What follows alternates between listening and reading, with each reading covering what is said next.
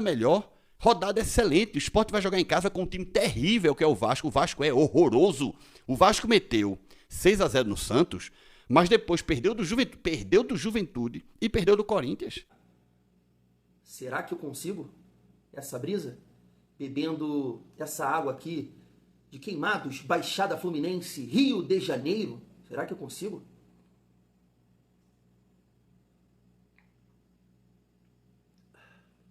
Nada. Não vem essa brisa. Olha, essa água de Recife.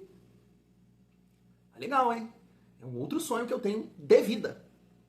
Chegar lá em Recife e tomar essa água aí. Mas não é em relação à opinião, essa visão dele sobre o time do Vasco, que é horroroso, pavoroso, tenebroso. Até porque, quando o Vasco perde, chega um monte de vascaíno aqui falando isso, me criticando. Defende aí esse time horroroso, tenebroso, pavoroso. O Vasco é isso, o Vasco é aquilo. Então tem muito vascaíno que acha o time do Vasco horroroso. Tô certo? Tô, você sabe disso. Você deve ter um amigo vascaíno que comenta isso com você. Esse time é muito fraco, sei o quê. Tem. Agora, o ponto da brisa... Deixa eu ver de novo aqui. Não vem, cara. O ponto da brisa que eu estou falando da água de Recife, como é que um torcedor do esporte, não estou falando do clube, dos jogadores que o esporte tem, ele tem a capacidade de falar que qualquer outro clube no universo é horroroso, pavoroso ou tenebroso. Tu entendeu a parada? A questão da brisa? Não tem como, gente. É uma mistura de Diniz com Lloyd Augusto e a água de Recife, essa brisa. Não pode, com os jogadores que o esporte tem, falar que qualquer outro time é horroroso. Isso não existe. Mas nesse vídeo, a gente vai reagir aqui ao treinador do esporte, que já falou sobre o confronto contra o Vasco, e dois torcedores aí do esporte pra gente projetar essa decisão aí, porque o Vasco precisa ganhar. Além disso, família, quero repercutir aqui com vocês o programa Os Donos da Bola aqui do Rio de Janeiro. Tava por lá o Fernando, esqueci o nome do bigodinho, cara. Flávio Amêndola, alguma coisa nesse sentido, né? O GV também estava por lá, e eles debatendo algumas questões, né? Sobre Verrete, Léo Jardim, né? O espírito que o Vasco jogou ali, a atuação do Vasco, projetando isso para a sequência do ano. Eles falam também sobre os reforços. Eu acho que dá pra gente colocar tudo no mesmo bolo e trocar uma ideia sobre esse confronto aí também contra o Sport, além de destacar aqui também algumas situações como a do Carlos Cuesta. Parece que o jogador já assinou com o Vasco o contrato. O Vasco está tentando aí agora, né, a chegada do jogador, né, antecipar a chegada dele o mais rápido possível. Família Vascaína, então chega aí que tem muita resenha nessa sexta-feira. Mas antes, aquela moral, se inscreve, deixa o like, ativa o sininho para não perder os próximos vídeos, comenta, hype o vídeo que ajuda demais aqui o nosso trabalho. E deixa eu falar da GoCase, parceira do canal Vasco em Família. Vou deixar o meu cupom aqui, Família Vasco. Tem o QR Code aqui também que vai te direcionar para os produtos oficiais do nosso Vascão. Tem de tudo, bolsa, mochila, bolsa térmica, garrafa de academia, e aí você pode personalizar com seu nome, número. Família, tem de tudo e de muita qualidade lá na GoCase. Comprando no site, utilizando o nosso cupom, você vai estar ajudando demais o Thiagão. Essa brisa louca aí, da água aqui de Queimados, beleza, hein? Mas é isso, família. Vamos seguir a nossa resenha e já reagir aqui esses cortes que eu fiz pra gente ir debatendo aí, né, sobre a temporada do Vasco, os reforços que estão chegando e esse jogo muito importante aí contra o Sport. Se liga só. Do Léo Jardim, eu acho que, assim, pelo goleiro, por já ter sido convocado para a seleção, podia ter feito um pouquinho melhor, o que deixaria o Vasco mais inteiro. Não sabemos o que poderia acontecer, mas eu acho que o gol sofrido fez bem para o Vasco, porque o Vasco acordou para o jogo. Eu achava que, pela sequência, né, de 2 jogos ruins, o Vasco está precisando dar um resultado, dar um respiro e uma resposta dentro de casa. Achei que ia ter dificuldade para reagir. O Vasco reagiu rapidamente, começou a controlar o jogo a partir daí, fazendo o que o Diniz gosta, né, empurrando o adversário para trás, sendo dominante, né, dos lados do campo. E é legal que a gente começa a perceber algumas determinâncias no time do Vasco. Pelo lado direito, é um time muito agressivo, atacando o fundo com o PH. O tempo que o PH pôde estar em campo, né? Infelizmente, sentiu um incômodozinho, teve que sair no intervalo, mas enquanto esteve em campo, é um jogador que procura o fundo. O Rayan é aquele cara que está sempre procurando finalizar, sempre procurando definir a jogada, deu um chute interessante no primeiro tempo. E o lado esquerdo, aquele lado associativo, que o Coutinho chega junto do Nuno, que tem o Piton sempre passando, que tem aquela relação entre os jogadores que faz o time ser envolvente. O Botafogo melhorou depois da entrada do Savarino, não deu muito certo, né? As Torres Gêmeas não conseguiram se entender bem como foi. Só até os 20 minutos. É isso aí. Lá em Caxias do Sul, contra o Juventude, que foi determinante para o Botafogo virar o jogo. Porém, foi um jogo em que as equipes foram muito bem no que se propuseram a fazer. O Vasco melhor, na minha opinião, podendo vencer o jogo. Tem que ser, concordo com vocês, mais decisivo na hora de fazer o gol, perto do gol. Ainda mais nesse momento que o Vasco tem necessitado das vitórias, tem feito muito, né, antes dos últimos 2 jogos, mas tem sido pouco efetivo. Foi efetivo pelo menos uma vez ontem, mas precisa ser mais. O Verratti precisa voltar a ser mais decisivo, não só nas batidas de pênalti, mas com a bola rolando. Não é mais aquele cara que a gente via a bola aérea sendo um fator determinante. Mas aqui um questionamento importante aqui. Acabou essa teoria que o Vasco não rende com o Verratti em campo, então, né? Não, pra mim ela nunca existiu e nem se sustentava. É porque o jogo do Santos... Família, deixa só eu fazer um comentário aqui rápido, porque eu sei que o áudio não fica legal. Tô tentando resolver isso. Mas assim, esse ano, depois da chegada do Nuno, do Ryan, quero dizer, o Ryan, esse da versão Diniz, né? Dá pra me entender. Aí sim, até acho que o Vasco não depende do Verratti, mas 23, 24, sim, o Vasco tinha uma Verratti dependência. É bom a gente pontuar isso aqui. Trouxe uma máscara, uma ilusão, que era isso. Ontem o Vasco jogou muito, pra mim, melhor que o Botafogo, com o Verratti em campo. Perdeu um gol na cara? Perdeu. Teve outros lances que ele podia ter caprichado mais? Sim. Aí é outro departamento. Agora o time rendeu com ele em campo, não é isso? Concordo com você e eu acho que esse tem que ser o espírito. Se o Vasco entrar em campo com o espírito que entrou ontem dentro do Campeonato Brasileiro, o Vasco não briga lá embaixo. O Vasco vai brigar, quem sabe, até mesmo pode pensar numa pré-Libertadores. Até porque, aí a gente aqui critica muito também, mas eu acho que, eu vou falar até antes, para depois o pessoal falar, mas engenheiro de obra pronta, esperou. A janela que o Vasco fez agora foi muito interessante e ainda não acabou. Pelo que a gente sabe, ainda não acabou. O Vasco reforçou um sistema que era extremamente necessário, que é o sistema defensivo. Eu acho que com a chegada do Robert Renan e do colombiano, que estava lá no Galatasaray, Costa, eu acho que você eleva bem o nível da sua zaga, sendo que você já tem até alguns jogadores. Eu acho que a chegada do Andrés Gomes também, você tem mais uma opção para esse setor do campo. Já tinha o Thiago Mendes, voltou o Cauã Barros, que para mim foi melhor em campo ontem. É um garoto que é revelado pelo Vasco, depois agora estava no América Mineiro, passou pelo Amazonas. O Cruzeiro queria contratar o Cauã Barros agora, enquanto ele estava no América Mineiro. Mas o Vasco falou, nananina não, esse aqui é meu, esse aqui vai voltar para jogar comigo. E tá correto.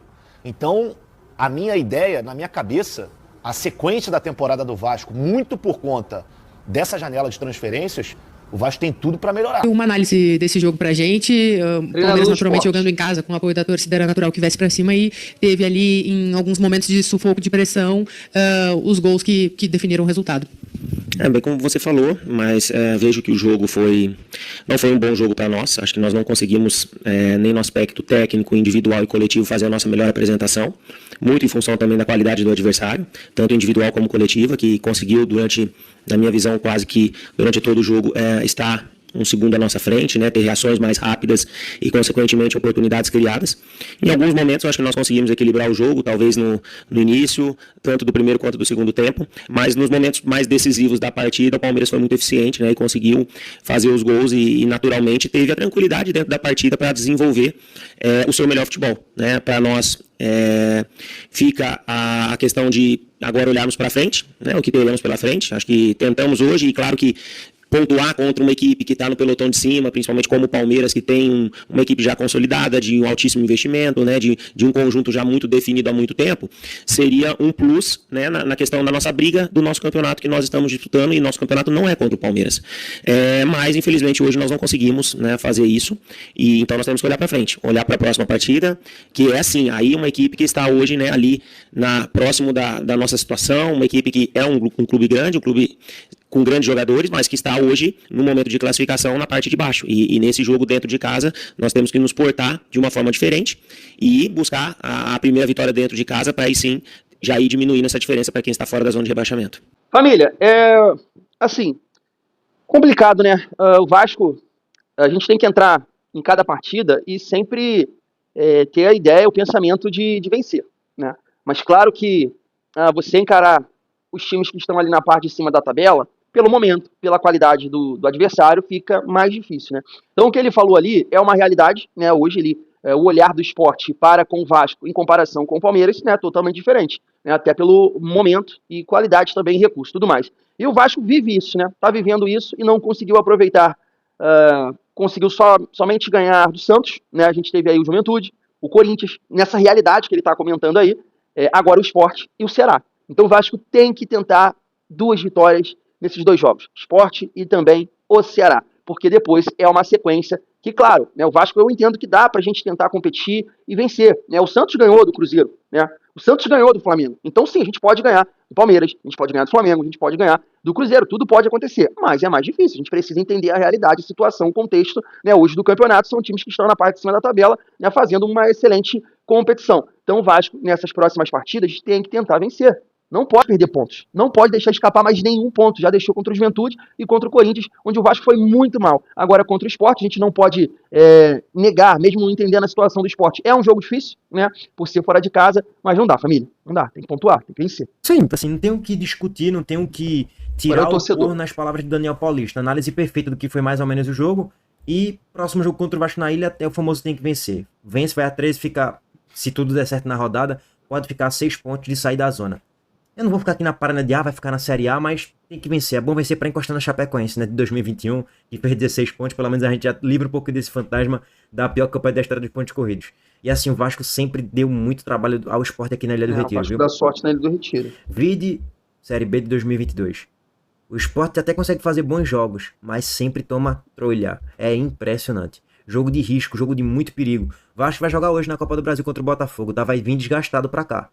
A gente tem que vencer o jogo. Não tem muito pra onde correr. Eu não vou ficar aqui na parada de pra ficar na Série A, não, pra ser menos vergonhosa a temporada da gente, pô. Sport, no dia 31/8, às 20h30, jogará na Ilha do Retiro contra a equipe do Vasco da Gama. Gente, é agora ou nunca.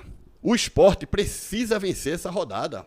E tem nada melhor. Rodada excelente. O Sport vai jogar em casa com um time terrível que é o Vasco. O Vasco é horroroso.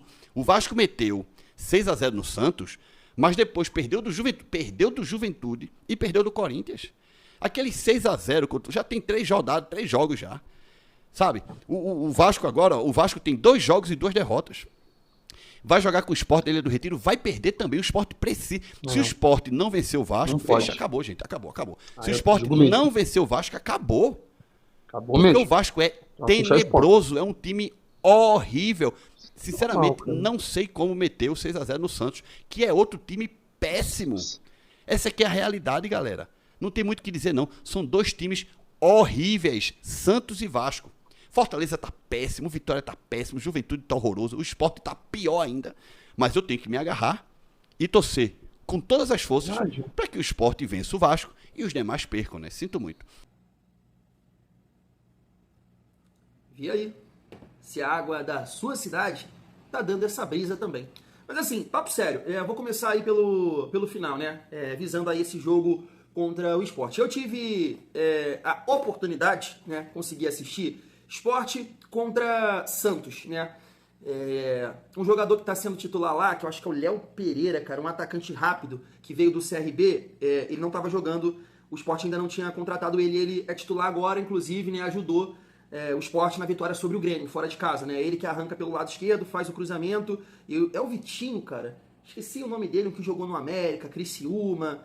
Cara, não lembro, Vitinho, Leandrinho, uma coisa assim, né? Uma época dessa aí, eu acho que até cogitou ele, quando ele jogava no América, eu acho que ele foi revelado pelo América. Mas assim, família, eu digo mesmo, sabe? Na minha cabeça, o Vasco perder para o Sport é para fechar as portas.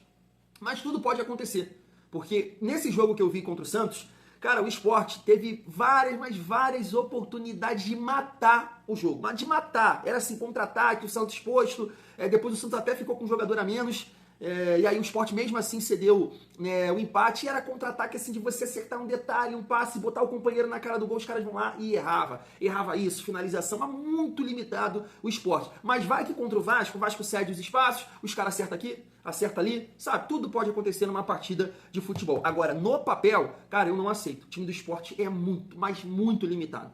Muito limitado. E aí a gente olha, né, para o nosso lado. E assim, família, deixa eu comentar com vocês, né, sobre o Verratti.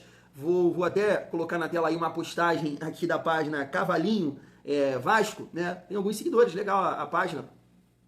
E ele tá destacando aqui esse lance do Verratti, né? No gol que ele perdeu ali contra o Botafogo. Eu até na minha análise de pós-jogo não critiquei o Verratti em relação a esse lance. Vou até ler a postagem aqui, porque tem o meu hater aí, número 1, em relação ao Verratti, que fala que eu tô perseguindo o Verratti. Mas olha o que ele botou aqui, ó. Eu tento, ao máximo, não criticar o Verratti, mas todo jogo ele dá margem para isso. O atacante intocável, o capitão do time, não consegue cavar uma bola dessa. 2 jogos atrás, o Tietchan, que é volante, fez um gol igual a esse, né? Cavando e tirando do goleiro. Vamos lá. Primeiro eu vou defender aqui o Verratti para depois deixar a minha opinião pro jogo contra o Sport e pro jogo contra o Botafogo, tá bom?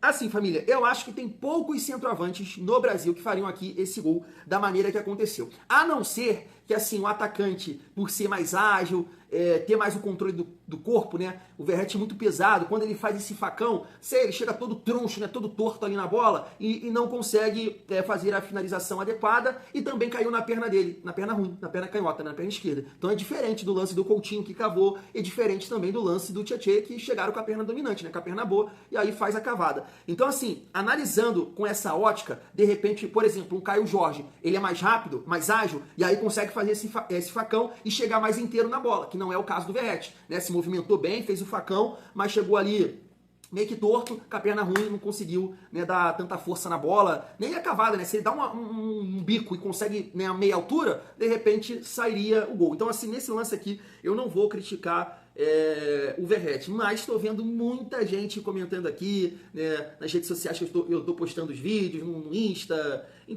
aqui no YouTube, nos Shorts, a galera não dá, pô, quando o Verratti joga, ele sobrecarrega o Coutinho, o Nuno, o time tem que correr mais pra ele, e assim, eu já defendo isso aqui há algum tempo, foi antes até do jogo contra o Santos, né, na minha opinião, o Verratti é banco no Vasco. E assim, pra cravar ainda mais essa minha opinião, essa visão, depende dos reforços, tá? Depende. Porque se o Andrés Gomes jogar, se o Andrés Gomes chegar assim, ó, como o Barros fez no jogo contra o Botafogo, eu sou titular desse time. Acho que, claro, ele tem que ter uma partida como titular, é importante, né? O jogador entrando no decorrer dos jogos, eu acho que sim, como contra o Corinthians, ele conseguiu mostrar mais do que contra o Botafogo. Mas eu entendo, para você avaliar um atleta de fato, ele precisa iniciar a partida, assim como foi com o Barros, né? É diferente, você sente o jogo, você tá ali iniciando a partida e tudo mais. Eu acho que é totalmente diferente, o cara tem que começar uma partida. Então, por exemplo, o Andrés Gomes, passando essa mensagem pro Diniz, sou titular, família, o ataque do Vasco tem que ser ele por aqui, o Ryan de 9 e o Nuno e o Coutinho. Esse seria meu time, tá? Ah, mas o Ryan não sei o que, o Verratti é o artilheiro. Cara, aí você me explica. Fluminense ontem, no jogo contra o Bahia, o artilheiro do Fluminense, do Flu-C, na temporada, tá no banco, pô. Tá lá no banco. O artilheiro da temporada do Fluminense está no banco. É o que? O Cano tem 4, sei lá, não sei ao certo, 4 gols a menos, 3 gols a menos que o Verratti na temporada. O Verratti é o artilheiro, né, do Brasil, com 22 gols, 23 gols, não sei. E o Cano tá no banco. Tava no banco ontem, entrou no decorrer do jogo. Então o Verratti, ele não pode ter cadeira cativa. Tá entregando, não tá entregando, tem que sair. Assim como o Coutinho, assim como o Nuno, assim como o Ryan. Então, nesse momento, olhando até um time como referência, que é o Cruzeiro, família vascaína. Você pega o Cruzeiro do início do ano, com o Fernando Diniz, vê as atuações do Matheus Pereira. Não tava conseguindo render. Não tava, porque ele não tinha esse entorno, esses jogadores se movimentando para ele achar, para ele pifar. É o caso do Coutinho. É o caso do Coutinho. Então vamos lá. O Ryan, na minha opinião, seria seria o Caio Jorge. O Andrés Gomes, jogando pela direita e entregando, ele conseguiria fazer essa função melhor que o Ryan, porque a gente está vendo que o Ryan tem muita dificuldade de recompor. Em vários momentos o lateral está aberto sem marcação, porque o Ryan não tem gás para ficar fazendo corredor, né? Tem um desgaste ali para ele. O que ele faz? Ele vem baixando as linhas pelo centro do campo, pelo meio do campo. E aí o lateral e os adversários estão percebendo isso.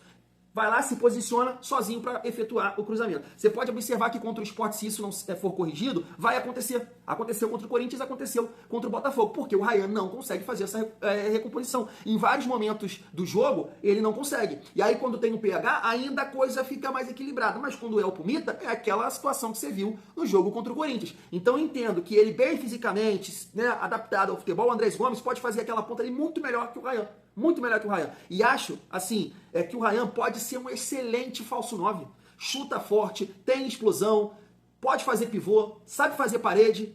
E aí você continua aqui com o seu ponta construtor, um ponta agudo lá pelo lado direito e o seu meio armador. E o seu 9 de movimentação, né? Claro que a fase, não quero comparar Caio Jorge com o Ryan, que a fase do cara é extraordinária. Mas acho que o Ryan pode entregar. E o Vasco tem essa mobilidade que o Vasco precisa, família. O Vasco precisa ser um time mais intenso, eu vou bater nessa tecla aqui sempre. Então, não estou aqui falando que o Verratti não serve, não é isso, não é aquilo, nada disso, né? Acho que é um jogador que pode ser muito importante entrando no decorrer dos jogos, mas na minha opinião o Verratti, ele é um reserva do Vasco. Entendo que hoje isso causa um debate porque a gente não sabe, né? Se o Andrés Gomes vai entregar, Matheus França chegando também pode jogar em várias funções ali, beleza, né? Pode ser que o Matheus França peça passagem para barrar o Nuno, para barrar o Coutinho, e isso tem que acontecer. E na verdade a gente tem que torcer por isso, né? Porque quem vai ganhar é o Vasco. Se esses caras chegando aí e eles pedirem passagem, opa, sou eu, tô performando, tô entregando, e botar quem tá jogando no banco, quem ganha é eu, quem ganha é você, quem ganha é o Vasco. Esse é o papo. A gente não tem que ficar, né, abraçado com um determinado jogador porque ele entregou no passado. A gente torce pro Vasco. A gente não torce pro Queimados FC aqui da minha cidade. Não é esse o papo? Eu não tô correto? Então acho que o Vasco precisa entrar no cenário atual do futebol mundial, que é esse time mais intenso, de mais velocidade. E nesse momento tem peças para isso. Claro, torcendo para a questão, tem que, né, esperar a adaptação, parte física, torcendo para que eles possam performar. O Vasco tem as peças agora, para ser um time mais intenso na frente. E aí eu acho que isso vai potencializar muito o Coutinho para pifar o jogo, para achar, né, para se movimentar, tendo o Andrés Gomes por aqui, para ajudar também nessa recomposição, repito, confio muito no Ryan para fazer aqui a de 9, família. Eu acho que seria a formação ideal, por exemplo, para encarar o Botafogo jogando fora de casa. Na minha opinião, nesse jogo eu nem debato com ninguém. Respeito qualquer opinião, mas o Verratti tem que ficar no banco. Contra o Botafogo, o Verratti tem que ficar no banco. É fundamental para conseguir a classificação lá. Fundamental. A bola rola mais, é o tapetinho, né? A gente precisa competir lá. Todo mundo precisa entregar fisicamente, na minha opinião, família. Aí você pode até mirar pro Coutinho. Ah, mas você viu quando o Coutinho saiu do jogo, o que aconteceu? O Vasco teve muita dificuldade de segurar a bola. Coutinho é gênio. Coutinho é craque. Eu sei que fisicamente, realmente ele, né, deixa a desejar em alguns momentos. Mas é isso. Tendo os jogadores na frente para correr, ele vai achar a família. Ele vai achar o cara diferente, sabe? E aí a gente sabe que o Verratti, ele fica muito, né... Assim, o jogo fica muito limitado a essa bola chegar nele. Por exemplo, nesse jogo contra o Botafogo, chegou ali, mas eu não critico, como eu disse aqui, a análise que eu fiz, acho que era um lance difícil. Poucos centroavantes fariam aquele gol, hoje atuando no Brasil, mas no jogo lá. E no jogo contra o Sport também, tá? Jogando fora de casa, eu defendo muito o Verratti no banco. Acho que o Vasco precisa ter esse time mais ágil, né, nas partidas fora de casa. Isso inclui, claro, Sport e também o Botafogo, família. Falando também ali sobre a opinião do Flávio Amêndola sobre os reforços, é isso, cara. Contratações num primeiro momento, de potencial, né, de talento, mas são jogadores jovens, né? O caso do Matheus França tá um período sem jogar, né, o Robert Renan também, mas se eles contribuírem com o que eles sabem, né, o nosso nível vai aumentar. Então a gente torce para isso também. E aí, em relação aqui ao Carlos Cuesta, queria destacar com vocês aqui, se meu celular ajudar, ele não vai ajudar, vou botar na tela para vocês, mas não consigo ler aqui, que às vezes ele dá um piti. Deve ser a brisa aí da água do Recife. Mas tá aí, família, que o Vasco tá tentando, né, agilizar a chegada do Carlos Cuesta, mas que já assinou aí o contrato com o Vasco, né? Então também não conheço esse jogador, mas tem muita gente falando que ele aumenta demais o nível do Vasco. Recentemente o GE destacou uma matéria que o Pedrinho, né, assistiu ele jogar na época que ele era comentarista da Globo e ficou muito feliz, né, da possibilidade dele jogar no Vasco, e aí deu todo esse fuzuê, Spartak Moscou, não vem mais, e agora o jogador tá acertando com o Vasco. Até falei sobre isso num short, né, aqui no canal, eu coloquei sorte ou azar, porque esse jogador entregando, nos ajudando, sendo uma peça-chave importante aí pro Vasco conquistar os resultados, melhorando a nossa defesa, lá em dezembro a gente vai lembrar dessa história, hein? Que sorte que a gente deu, né? Porque lá o cara vai pra cá e não acertou aqui, e volta a negociação e tá aí. O cara tá no Vasco. Então a gente espera que lá em dezembro a gente possa bater na mesa e trocar uma ideia aqui. Eita sorte, hein? Foi sorte Carlos Cuesta acertar com o nosso Vascão, família vascaína. Daqui a pouco eu tô de volta, né, para o vídeo da parte da tarde. Tamo junto e é muito bom ser Vasco.